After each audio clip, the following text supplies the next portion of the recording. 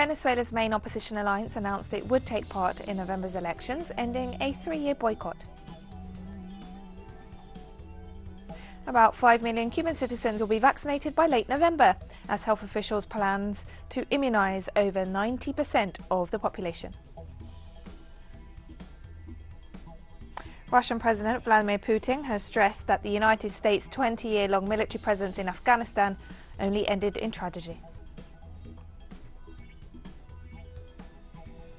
From the headquarters of teleSUR English in Havana, Cuba, this is From the South, I'm Katrina Goss.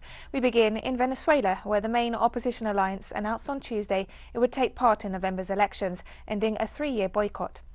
In a statement, the opposition alliance said it would participate in the November 21st elections for mayors and state governors.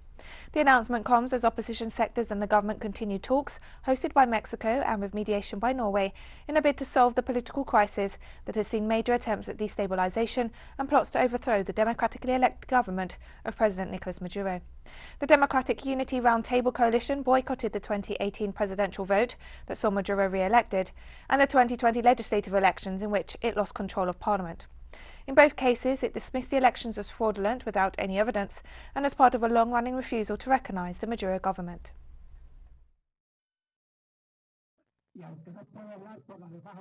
And although I cannot speak for the other political organizations, I can say they have had a consultative process. It has been profound, extended, and as much as we have been cautious and even somewhat embarrassed to say it publicly for fear of criticism, insults and offenses, we thought about it very well before participating. We took a step forward, and we are going to participate on November 21st. And the Venezuelan president welcomed the opposition's recent move. The political gesture of participating in the elections again is to be applauded.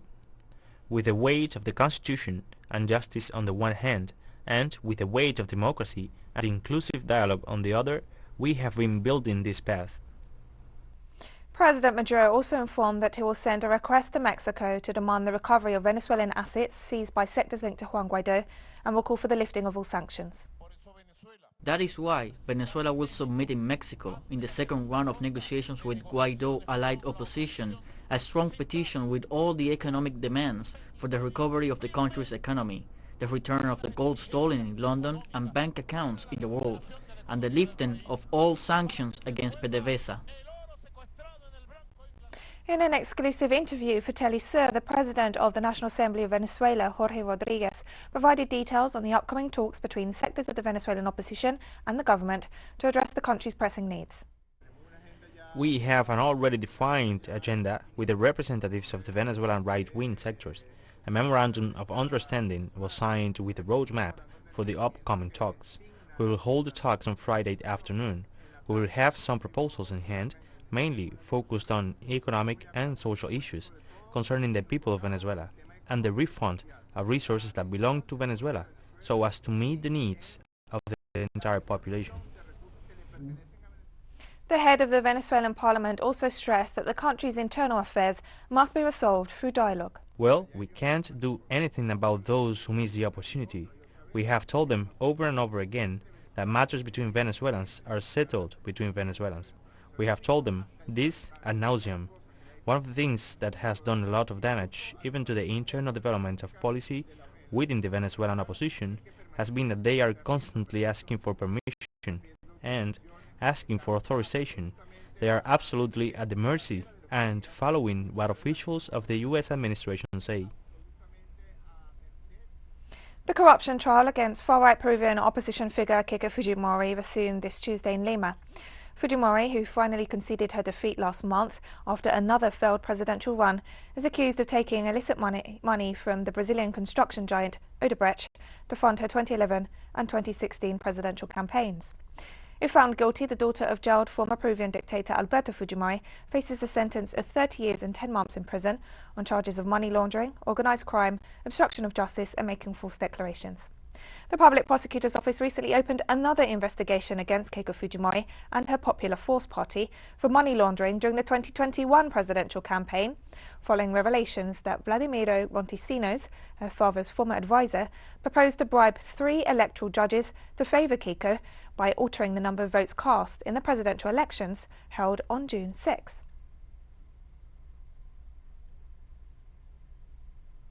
President of Mexico, Andrés Manuel López Obrador, presented his third quarterly government report this Wednesday, in which he stressed the challenges stemming from the COVID-19 pandemic.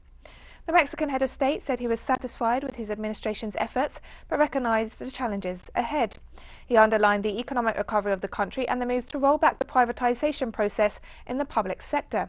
As part of these efforts, he pointed out that in the near future, he will send a bill to Congress with which he intends to strengthen the Federal Electricity Commission, the state-owned electric utility of Mexico. Heading toward the second period of his presidency, López Obrador also stated that corruption is the pandemic of pandemics. According to various polls, 60% of the population approve of his administration. Fellow Mexicans, the transformation is on the way, and although it is necessary to keep uncovering the huge neoliberal farce and to promote the change of mentality among the people, because that is what's most essential, we are also getting rid of vices and dishonest practices in government management. A decisive step was to stop the privatizing trend with a steady hand. The Mexican president also announced that he will present a constitutional reform bill to repair the damages caused by privatizations in the public sector. As for the electric industry, we are going to send to Congress a constitutional reform initiative that will make it possible to repair the serious damage that privatization caused to the public sector and the popular economy. And we'll be right back after this very short break, so don't go away.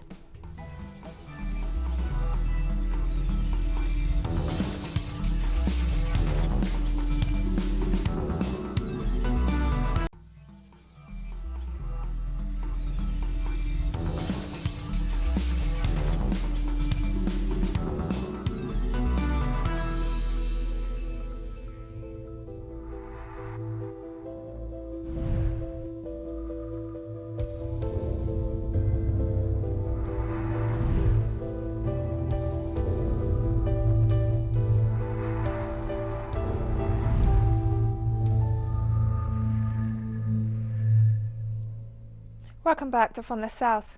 Cuban health authorities confirmed that the vaccination drive will be boosted to vaccinate 5 million people by the end of November, as the Caribbean nation seeks to immunize 92% of its population against COVID-19. The plan was announced by Dr. Ileana Morales, Director of Science and Technological Innovation of the Cuban Ministry of Public Health, at a meeting between President Miguel Díaz-Canel and scientists and experts engaged in the fight against the pandemic. A new vaccination schedule was presented, while it was also reported that as of Tuesday, 3.6 million Cubans have completed the 3-dose schemes with the domestically produced Abdala, Soberano 2 and Soberano Plus jabs. We have to say that this is an intense work. We are holding meetings every afternoon, every night, but this is a challenge that we can meet. We are prepared because we have hundreds of vaccination centers, hundreds of people prepared. We are organized. The conditions are there, and there will be doses. By the end of September, all the population ready to be vaccinated will receive at least their first dose. Meanwhile, those responsible for the manufacture of vaccines against COVID-19 in Cuba also guaranteed the availability of the necessary doses to cover the new vaccination schedule. All the vaccines that are required there, which Ileana has mentioned, are either already manufactured or are in the process of being released, or the ingredient is manufactured to make a spill. So there is already a very high probability of having all the vaccines in the month of September.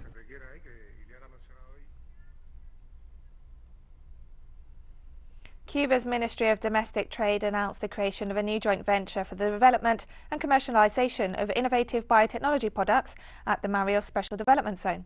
The venture, Incubio SA, which brings together Cuban company CIMAB SA and Neuronic Mexicana SA of Mexico, is designed to attract venture capital to finance clinical trials in developed nations markets in order to increase the value of products. Among these, NeuroEpo, one of the most promising assets of the Center for Molecular Immunology, which is being tested as a treatment for several neurodegenerative diseases such as Alzheimer's, Parkinson's, and ataxia. Egypt announced on Wednesday it plans to manufacture 1 billion doses a year of China's Sinovac vaccine, making it the Middle East and Africa's biggest vaccine producer. During a press conference, Egyptian Health Minister Hala Sayed said that under the deal with the Chinese pharmaceutical company, 2 factories in Cairo will handle production, eventually producing more than 200 million doses per year in one factory to cover national needs. A second factory will produce 3 million doses per day, or around 1 billion a year, with a view to exporting and responding to the demand for COVID-19 vaccines in Africa.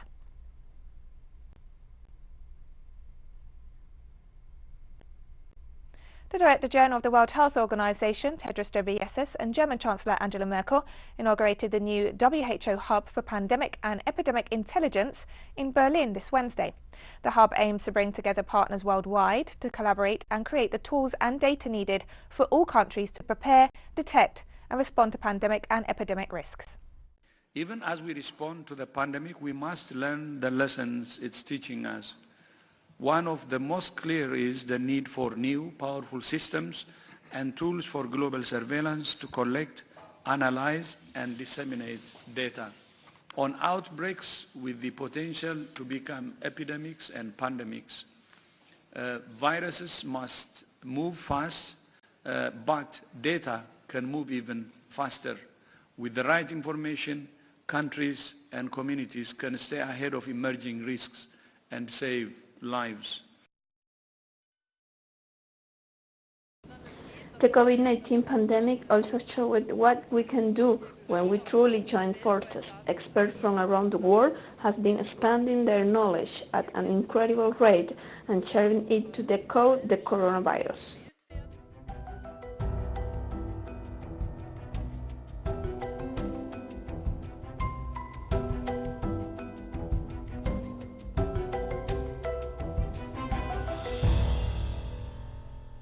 The World Meteorological Organization said on Wednesday that the number of people displaced by natural disasters is now almost bigger than the number of people displaced by conflict. 31 million people were displaced by disasters last year. Now the number of people who are displaced by disaster is almost getting larger than the number of people displaced by conflict. People pushed into poverty because of disasters. Even before COVID-19, this was 26 million people per year. And of course, the number of people who go into hunger is increasing. And now with COVID and extreme weather events attacking us at the same time, we live in this, what we call the multi-hazard world. Of course, the key priority for the welfare of mankind is to mitigate the climate change. So that's essential. But besides that, we have to adapt to climate change, and especially the richer countries have better means to adapt to climate change.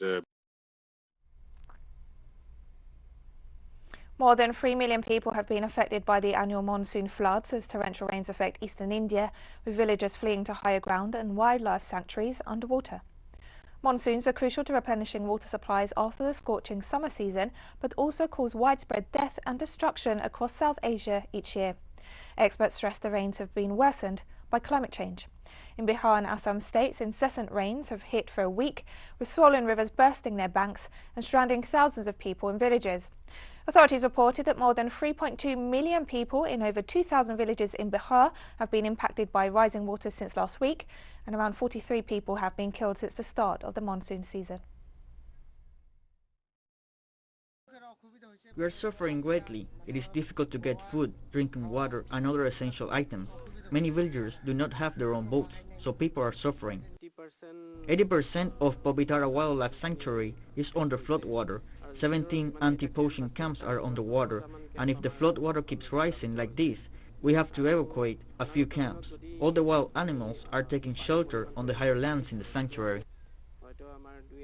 And we have more stories coming up after this final short break. Stay with us.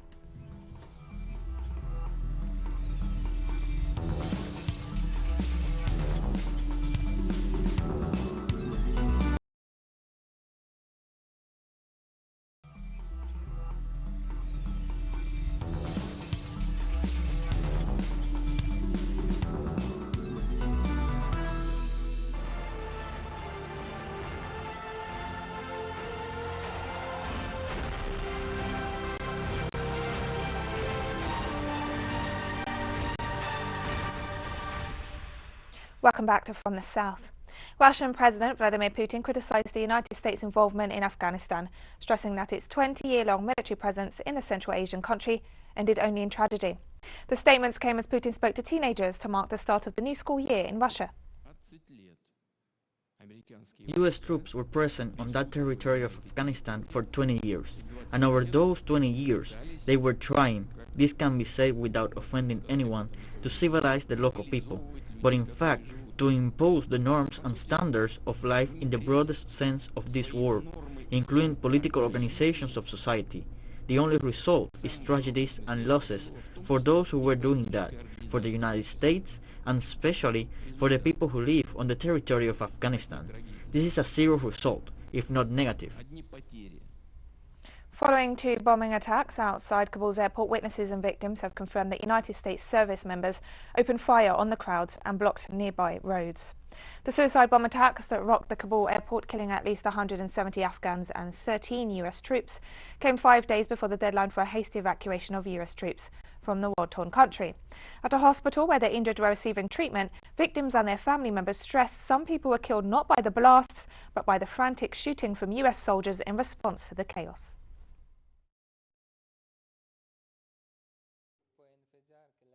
I was wounded, not by the explosion, but by the US shooting. One shot hit me by the hand, and another shot hit me here in my belly. I could not remember what happened afterwards. There were not so many people killed by the bombing. A large number of the wounded and killed was caused by the shooting and tear gas from the US troops. A wounded person that came out from that area told me that soldiers fired on us directly. The Russian Foreign Ministry has called on the Netherlands to present clarification about its support to terrorists operating in Syria. Foreign Ministry spokesperson Maria Zakharova referred to the revelations in the Dutch Parliament that Amsterdam has been involved for several years in providing support not only to the fake Syrian humanitarian workers known as the White Helmets, but also the terrorist group known as the Sultan Murad Division, which is fighting the Syrian Arab Army.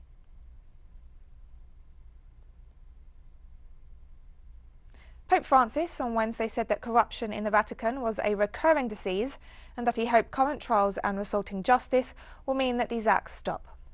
We must do all we can to stop this, but this is an old story. Looking back, we have the story of Marcinkus. We remember that well. We have the story of Danzig, the story of Soka.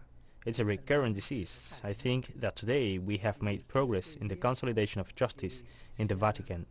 During the last 3 years, progress has been made in such a way that justice has become more independent due to the technical means, even with recorded witness statements, the current technical things, appointments of new judges, of the new public prosecutor's office, and this has been moving things forward, and it has helped. The structure helped to